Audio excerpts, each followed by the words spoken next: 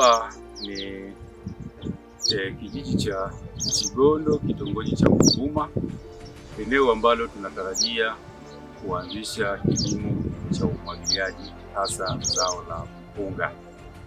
Taratibu za awali zilishafanyika ikiwemo kuhamasisha wananchi kutoa maeneo kwa ajili ya kilimo cha umwagiliaji, na tumeanza taratibu za usajili wa katiba ya umoja wa umwagiliaji.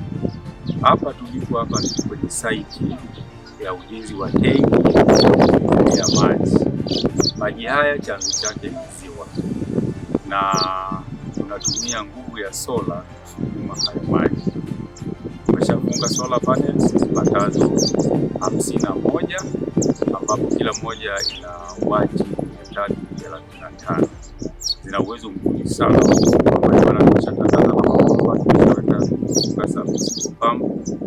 na maji tayari yapo karibu na eneo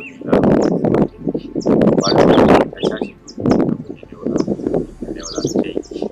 Kwa hiyo hapa tulipo kazi inaendelea sasa hivi ya ujenzi wa tenki. Kwa hiyo wameanza kwa kuchimba. Baada ya kuchimba, kutakuwa na ujenzi wa tenki na ujenzi wa mfereji mkuu upatao kilomita 1.5.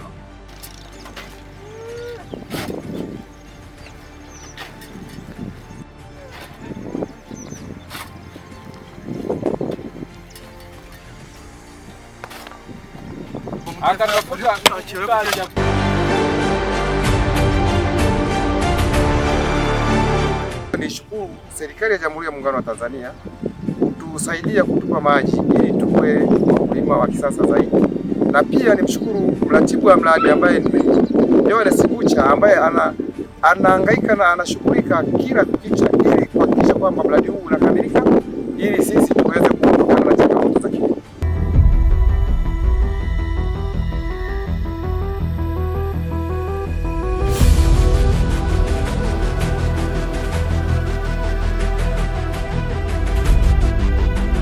Na leo tumepokea sementi, kwa hiyo na vifaa vingine ambavyo sio vya dukani kama mchanga na kokoto, na vingine tunatarajia siku chache zijazo tutakuwa tumeanza kufika hapa sasa. Kwa tunavyoongea tayari mafundi wako sasa, vifaa vitaendelea kuingia. Kwa hiyo nina imani mradi wetu utakamilika ndani ya muda mfupi ili wananchi waweze kuanza kupata.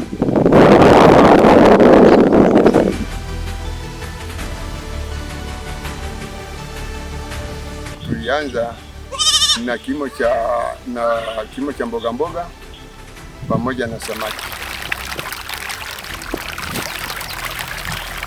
Sasa hivi tuko katika mwendelezo ambao sasa tunaingia katika kiini cha kilimo cha mpunga. Niombe tu kwamba tukiungana na halmashauri na wataalamu ambao kupitia kauli ya Mama Samia kazi na utu, mambo yetu yatakunyooka.